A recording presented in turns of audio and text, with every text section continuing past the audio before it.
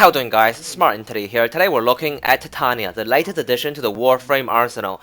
Now, I'm gonna be as objective as I can until we reach the end of the video where I'll tell you guys exactly what I think about this Warframe.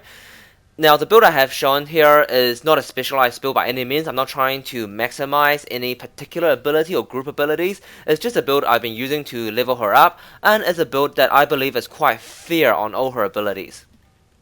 Now, to demonstrate Titania as a Warframe, we're gonna go on Uranus because I feel it will show you guys some things that may or may not agree with you. So we're gonna go to a quick short capture mission just to see how things go. Alrighty, so Titania's first ability, Spellbind, allows you to disable enemies, and it pretty much lifts them up. Now, in addition, nearby allies do become immune to status effects. However, as you just saw, the range on this, despite being multiple enemies, is very small, and this is with a maxed stretch.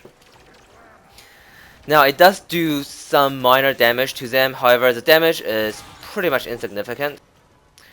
Now, Titania's second ability, Tribute, it has a double benefit, so it extracts a potential buff from an enemy that you need to get, and it causes a debuff on the enemy should it survive. The amount of damage you do to these enemies is fairly decent, and that is affected by power strength, and we are facing enemies in the sort of level 30s range, and we can almost kill an enemy with this ability. Then the range is affected by power range, and that is how far away you can cast the ability. And of course the debuff duration is affected by power duration. However, because you can almost kill these enemies, the debuff duration I kind of found to be somewhat insignificant. Titania's third ability, Lantern. Now this ability reminds me a lot of the good old Mag's Bullet Attractor.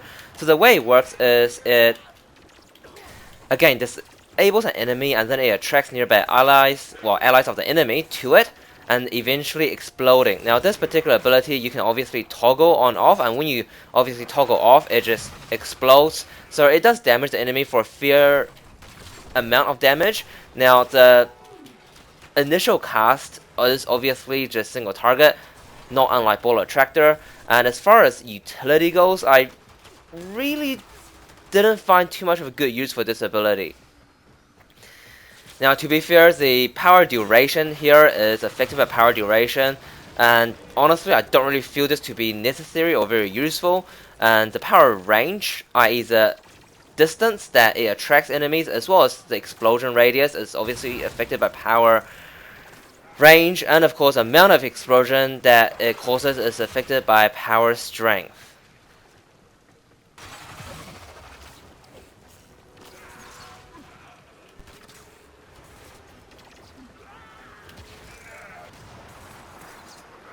Now, Titania's fourth ability is called Razor Wing. Arc Wing.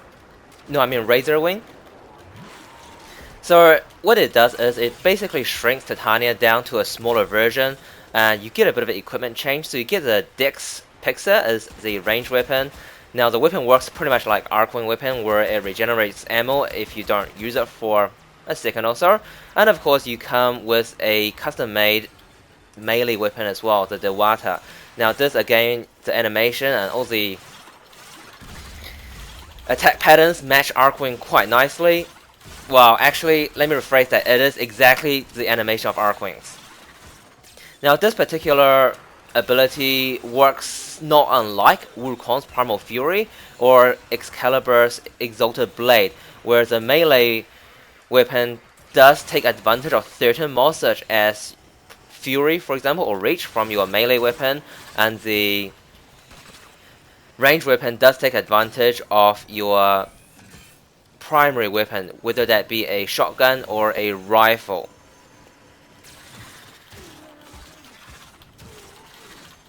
Now, it is important to know that this is a bit of a toggle effect, again, not unlike something like Exalted Blade, where the initial cast is affected by energy efficiency, but the rate of energy drain while you are in Razor Wing mode, now that energy drain is affected by power efficiency as well as power duration. So while you are in Razor Wing mode, something like Fleeting Expertise isn't really benefiting you much at all. Now we'll get into the modding a bit after the video, but that's a pretty fast overview of Titania's abilities. After I uploaded my Misha video last time, I had a couple guys messaging me saying that towards the end of the video, I pretty much stayed on this screen for a while and it went a bit long. Now, as much as I appreciate that and I try to be entertaining as I can, the core of my videos is tutorial and analysis. So that's one of the reasons why I talk a lot about modding, because there's a lot of sort of entertaining stuff out there. If you want to be entertained, you play the game yourself, right? The purpose of these videos is a bit of a tutorial. Now, just quickly, so there's a couple ways to mod this Warframe. The mod I have here is not specialized, as I said in the beginning, and it's not optimal for any build. Now, there's a couple of things you can do to make Titania a bit more effective than it can be. Now, just to, again, go over the abilities quickly, Spellbound.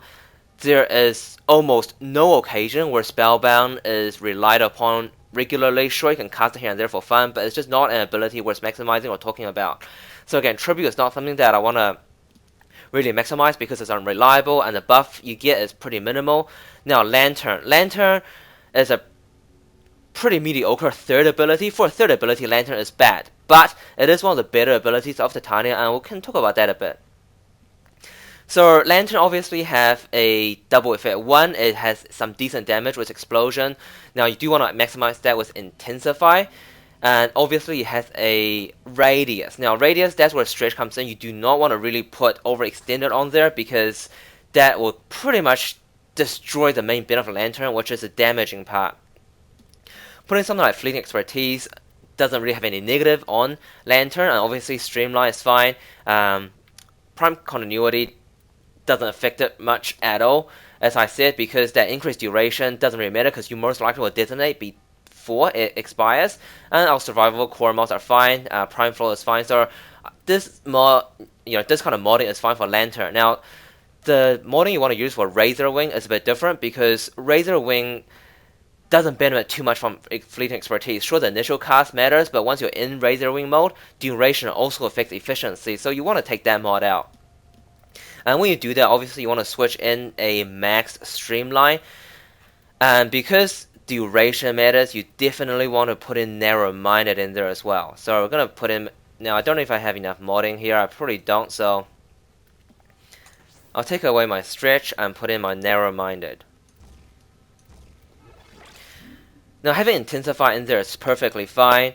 And that pretty much just increases your baseline damage. And don't forget, you want to make sure your primary weapon as well as your melee weapon are optimized, so you do get maximum damage from it.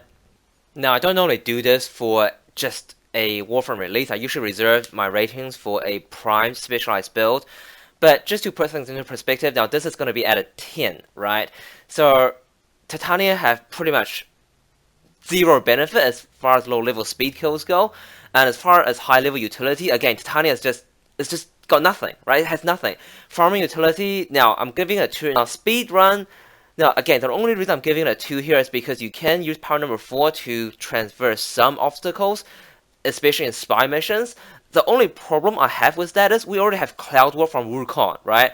Now when Wukong came out, Cloud Walk was not a particularly good ability, but it's a unique ability, and we've all seen some pretty interesting map abuses with Wukong. I'm not going to talk about that at this stage, but it just feels to me that when Titania got released, it was people trying to meet a deadline, right? They didn't really have much ideas.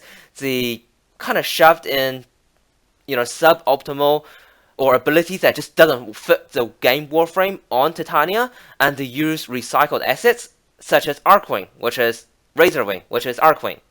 Now, remember, this is a skill at a 10, and I'm not even going to put a subjective factor in this, but, just dividing this by 4, I'm going to give it a 1.5 out of a potential 10 grade. Now, if there ever was a Master Rank folder, Titania is it.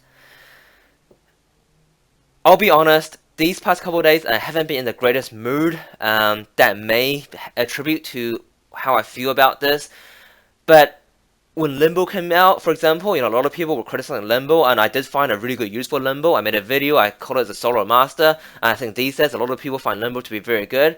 With Titania, I thought about it, I just can't find anything good with it. I really do hope that one of you guys can tell me, leave in the comments below, if you found a particularly unique and effective use for Titania, because I tried and I couldn't. And I just, you can't even fix this Warframe, I feel, right? Unless you do a complete overhaul, in which case you might as well just invent a new Warframe. Alright guys, like the video if you guys agree with what I'm saying, dislike it if you just love Titania and she's great for whatever reason, and leave a comments below again if you know a good use for her that is unique that other Warframe cannot possibly replace. Other than that, I'll see you guys in the next video. Cheers.